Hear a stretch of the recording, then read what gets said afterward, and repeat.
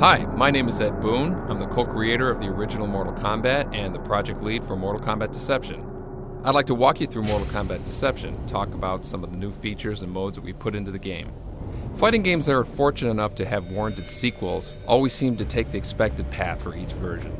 Our overall objective with Mortal Kombat Deception was to do the unexpected. We wanted to redefine what a fighting game is. More specifically, we wanted to redefine what Mortal Kombat is. The way we achieve this is through the content. Lots in terms of content.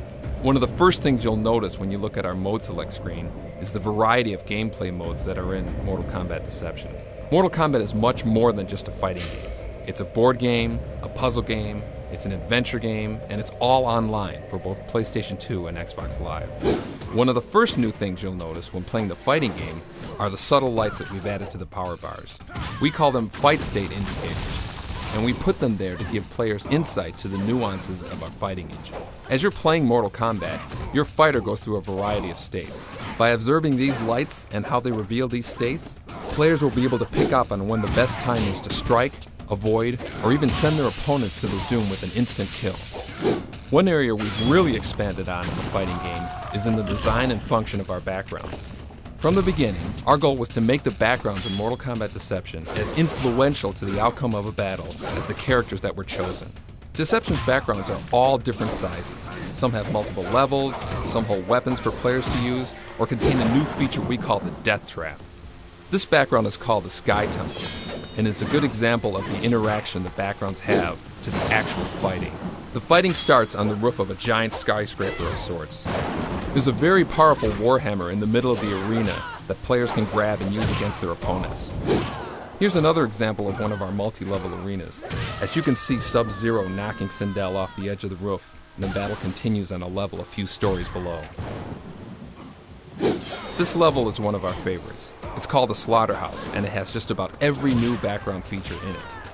You start off fighting on the top floor, and located directly below is another arena where all the good stuff is. As you can see, Nightwolf has just lured Melina into an area where there's not only a weapon, but one of our death traps called a meat grinder. You might have noticed some recognizable characters fighting, as there are many returning favorites in Deception. Many of them are classics from Mortal Kombat 1 and 2, like Baraka, Melina, Nightwolf, Sindel, and Cabal. These characters all have their signature moves. Players can knock their opponents into this meat grinder, instantly winning the match and shredding them into a million pieces. Here we have one of our most interactive backgrounds, the belly of the Nether ship from Deadly Alliance. In a second, you'll see what makes this background so interactive.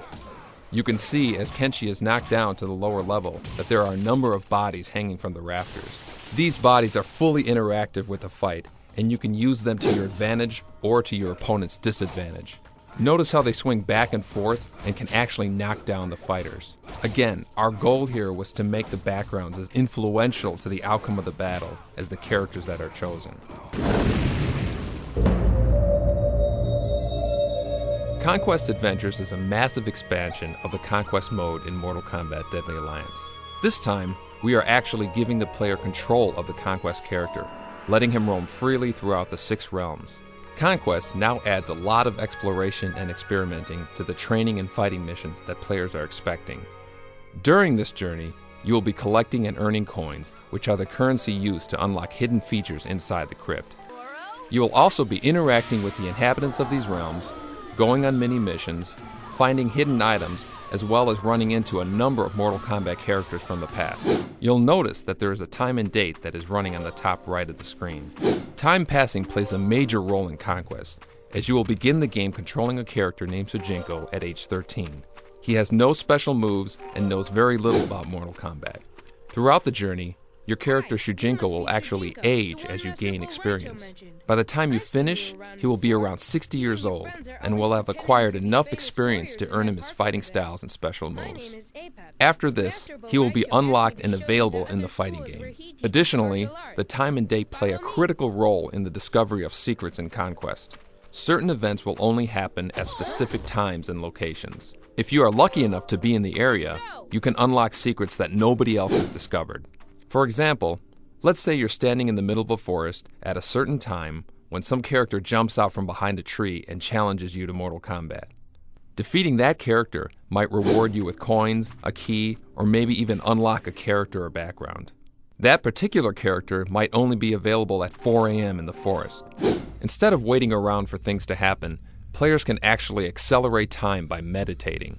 The possibilities are endless when it comes to the amount that can be hidden throughout the 6 realms of conquest.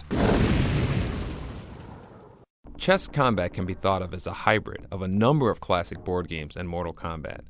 Like chess, the goal is to kill your opponent's king before he kills yours. Each player takes turns strategically moving their pieces, positioning them for the kill. Unlike chess, however, when one piece tries to take a square from another, they have to play 1 round of Mortal Kombat to determine who wins the square. There are several different types of pieces on the MK chessboard.